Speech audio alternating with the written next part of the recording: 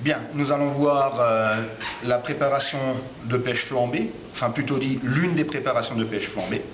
Donc pour ce faire, nous avons sur notre guéridon un réchaud à gaz, un poêlon, une pince de service, les pêches avec leur sirop, du sucre et du Grand Marnier. Donc pour cette préparation spécifique, nous allons utiliser un caramel à sec, c'est-à-dire que je vais saupoudrer mon poêlon de sucre, une couche pas trop épaisse étant donné que nous allons utiliser le produit qui est le sirop des pêches, et ce sirop étant déjà sucré, donc un petit peu de sucre suffira. Donc ce sucre déposé au fond du poêlon va donc fondre, nous donner un caramel blond que l'on va utiliser pour rôtir les fruits.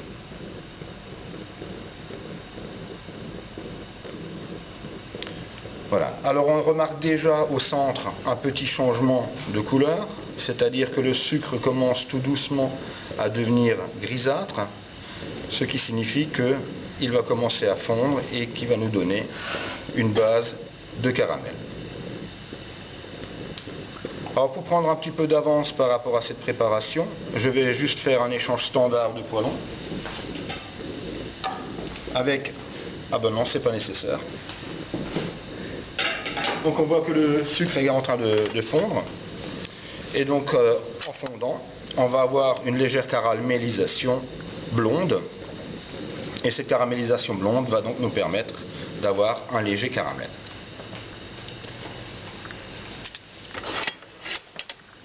Donc on déplace bien le poêlon sur le réchaud afin d'homogénéiser la fonte du sucre et d'avoir une caramélisation qui se fait correctement.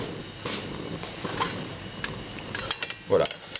L'on voit que le caramel commence à blondir au centre. À partir du moment où le caramel blondit, on prend les pêches que l'on dépose à l'envers dans le poêlon. Donc le côté bombé en dessous. Et l'on pique les fruits à l'aide de la fourchette. Tout cela pour attendrir le feu. On en profite pour faire circuler les pêches dans le poêlon afin de les englober un petit peu de caramel avant de les retourner. Donc on voit vraiment que la coloration est très très légère. Les pêches étant retournées, on prend du sirop pour détendre le caramel blond. Donc il ne faut pas que le caramel ait une couleur trop sucrée. Et on promène les pêches dans cette préparation. Une fois que ceci est fait, on va arroser nos pêches et procéder au flambage.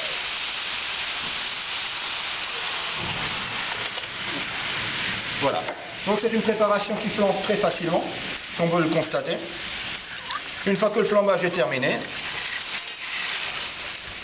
on va tout simplement dresser nos pêches sur de la glace vanille. Donc là, mon réchaud est coupé.